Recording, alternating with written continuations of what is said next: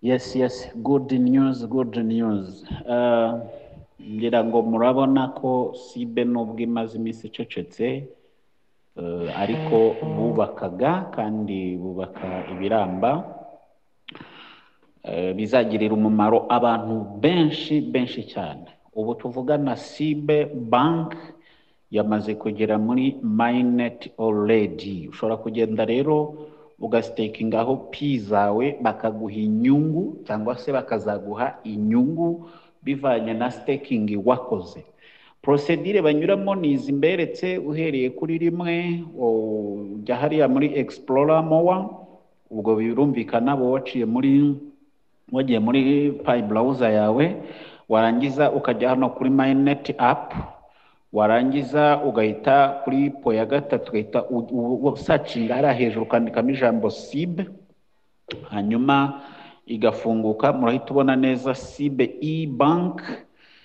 Warangiza ugahita ushyiramo umubare wa pi ushaka gusitakinga, hepfo ugashyiramo iminsi, then ugakora kuri stake. So rero ibintu ni uburyohe kandi ni byiza cyane. Umuntu wese ufite pi kuri available balance, kuzibika zitakubyarira inyungu ntacyo bimaze. Zisitakinge hanyuma uzabona inyungu kandi biciye muri sibe bank. Tubikore nk'abikorera kandi tubikore kugira ngo twiteze imbere, tubikore kugira ngo biduhe inyungu, tubikore kugira ngo tuzazahure cyangwa se tuzabashe gukoresha neza sibe banke yacu iduhereza amahera neza cyane. Murakoze cyane. Ni DMD Jean Bosco hamwe na SIB yo mu Rwanda. arakoze munywanyi wanjye Jean Bosco, umuyobozi wa SIB Rwanda DMD kabisa. ngira ngo impamvu nshyizemo iyi audio, impamvu nkoresheje rino jwi rye, nagira ngo mwumve neza ba bantu murimo murafata payi zanyu mukazikinisha, ba bantu nyine muri kubona ko pi network byanze nta kirimo.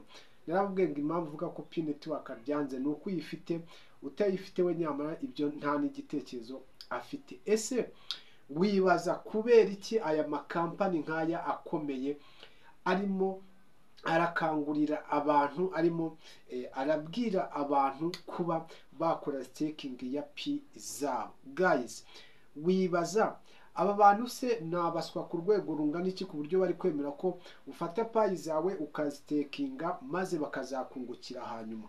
Nuko bazi neza yuko uyu mushinga ari mwiza, nuko bazi neza yuko ejo cyangwa ejo bundi ibintu bigiye kujya mu buryo. Guys, rero ntabwo aba bantu ari injiji kuba beri kwemera ko ufata payi ukazibika, niba ari 100 bakazakungukira gutyo gutyo gutyo gutyo.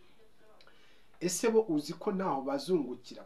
Niyo mpamvu rero wowe ufata payi ukayifata uko wishakiye ukabona ni ibintu biraho. Guys, uzicuza rimwe bitagishobotse, cyangwa se nanone ushaka no kuticuza. Ariko ikintu nakubwira cyo nuko pi network ni umushinga mwiza. Kuzabona uwundi nka pi network bizagurana, bizagufata igihe kinini. Rero aya ni amahirwe twahawe, aya ni amahirwe dufite mu mushinga wa pi network, by'umwihariko kuba twaragize amahirwe nyine tukamenya uyu mushinga.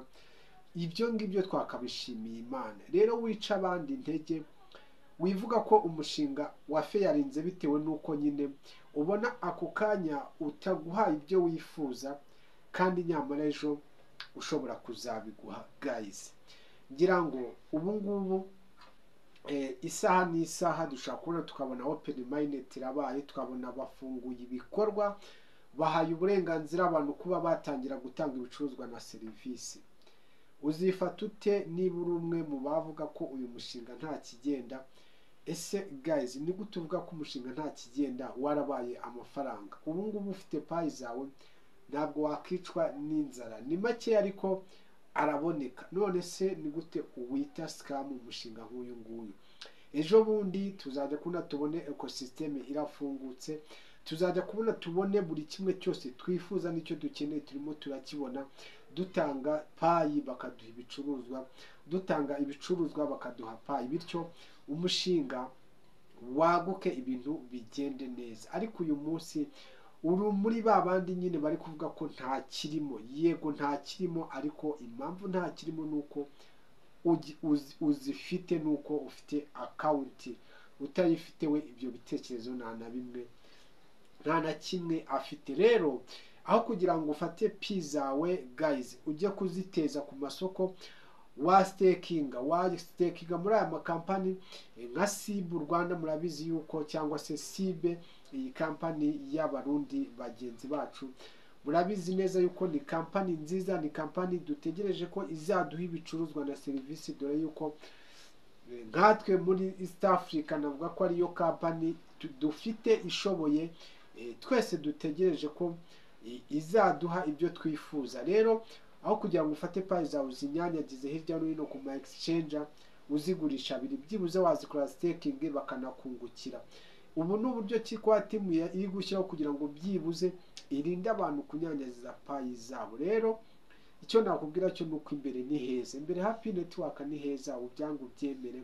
Imbere h'uyu mushinga ni heza cyane kurenza uko tubitekereza. Ahubwo icyo tubura, cyatunaniye ni ukwihangana, ni ugutegereza kugira ngo ibintu tubihe igihe. Ubundi igihe kijya gisobanura ibintu guys, igihe kijya gifata ibintu kikabishyira ku murongo. Bya bindi byose wabonaga ko bidashoboka, igihe kijya kibikugarurira mu maso, kandi noneho kibera akaga kikabigarura mu maso yawe byashobotse guys. Bimwe witaga ko bidashoboka, igihe kirabizana kandi kikabizana byashobotse. Wikumva yuko rero Pi Network byanze, ahubwo ikibazo ni igihe guys, ni igihe kibura kugira ngo urebe uyu mushinga ngo ni bwoko ki, noneho urebe imbaraga za Pi Network guys. Niba rero warahisemo kunkurikira uri mu Rwanda, cyangwa se ukaba unankurikira uri hanze, hari bagenzi banjye, hari inshuti zanjye zijya zinyandikira zimbwira ko ziri muri Amerika guys. Mwese ndabashuje kabisa, abankurikira muri East Africa, abankurikira muri Afrika y'Epfo, mwese kabisa, za Malawi, mwese munkurikira kabisa, ndabashuhuje. Ariko nanone niba nanone aribwo bwa mbere umbonye kuri screen guys, kora subscribe kugira ngo tujye tubana mu biganiro byacu bya buri munsi. Nakubwiraga ngo uyu mushinga ni mwiza, uyu mushinga ufite imbaraga. Niba aho kugira ngo ufate pi zawe uzinyanyagize hirya no hino ku ma exchange, wakora staking muri izi kampani, byibuze bakanazakungukira, aho kugira ngo unyanyagize akawunti zawe, aho kugira ngo unyanyagize pi zawe. Nitwa Habibu, nje murimo murabona hano kuri kamera, ninjye muri kumwe mu kiganiro. Ngaho twandikire muri comment utubwire uko wiyumva, utubwire uko umerewe, udusuhuze. Kora like, usharinge ikiganiro kigere hirya no hino. Iyi ni Habibu Kibuto guys, ndimo ndabategurira ibintu byiza, ndimo ndabategurira ibintu by'ingirakamaro kuri uyu muyoboro wa YouTube wa Habibu Kibuto. Ndimo ndategura n'uburyo ki guys najya nkora live, tugahura kuri live, nkabereka n'ubuzima bundi kabisa bwo hanze, nkabereka inyuma ya kamera biba bimeze gute, se ndi muntu kimbayeho gute, bigenda gute, umunsi wanjye umeze gute guys. Ntuzacikwe n'izi live zigiye kujya ziba mu minsi mikeya. Nzakora video mbasobanurira igihe izi live zizajya zibera guys, kugira ngo uzajye uba witeguye. Wakoze kubana nanjye, wakoze gukurikira Habibu Kibuto. Tuzarebe mu yindi video ikurikira. Iyi ngiyi ndabakunda, ciao mwese. Nyagasani nyine ngaho nahaze kwifuza kwanyu.